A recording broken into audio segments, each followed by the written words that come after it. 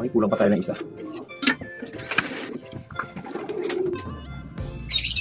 Ayun, at nalagay natin sila sa ating basket. And pwede na yung ating bawang.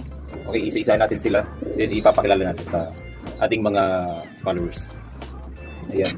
Okay, this is the part of our reality pigeon racing. So, pineflex natin yung layo na nilipad nila and yung mga race result. So, sa ngayon, isa-isa natin bago natin na bigyan ng gamot papakilala natin yung ating mga panalo.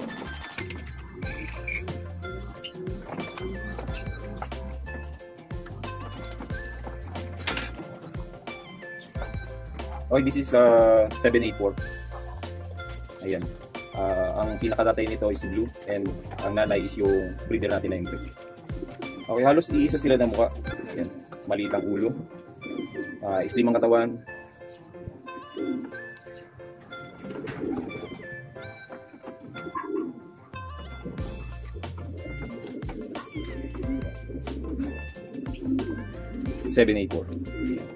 Yung speed niya, maganda. Okay, nagwa 1,000 plus siya. Last time nga, okay, nag 1,200 plus siya. Then itong huli, medyo bumagal ng konti. Hindi ko alam kung okay, nagbago yung condition. Itong San Narciso is nag 1,000 speed siya. So, ayaw naman natin yung sobrang bilis. Although gusto rin natin yun. Siyempre, makikita ng iba. So, nakakatuwa. So, sa atin, pagka nag-speed ng mga ganun ng ibon is medyo delikado sila pag sa guluhan. So, subok na natin. Yung mga speed bird is pagdating ng 300 to pataas is medyo nakokompromise yung katawan nila. Yung iba namang mga ibon na nagdina 900 lang, 900, 700, ganyan. O pasok sa is yun yung mga nakakalayo. Yun yung papansin natin.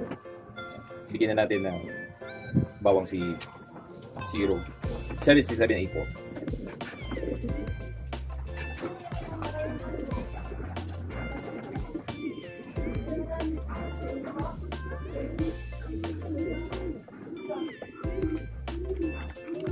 Yung size ng ating bawang is para kasing laki lang naman.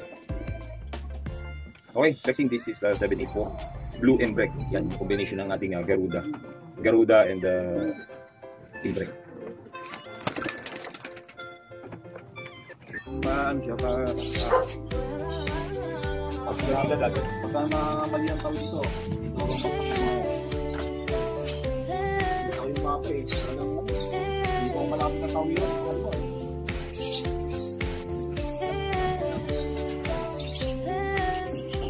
Black sa Team Bronze.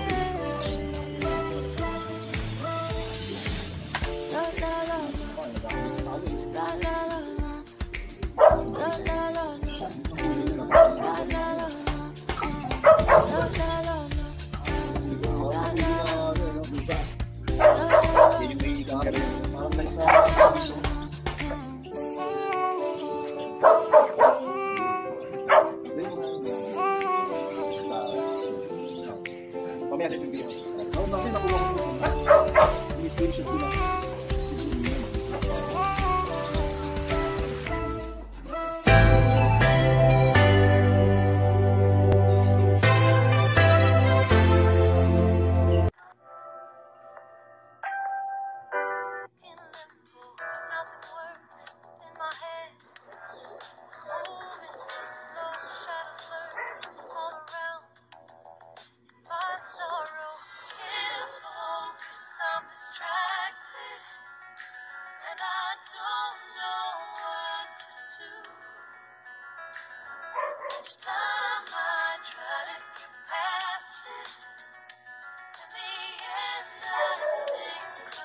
Paano siya pagka mali ang tawid ito yung mapa eh. Hindi ko malapit na tawid yun.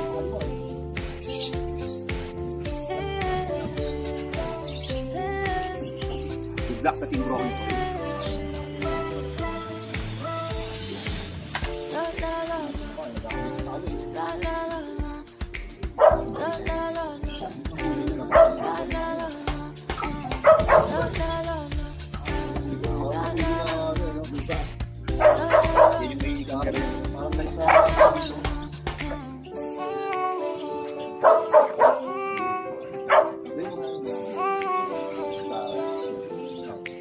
mamaya din yung video.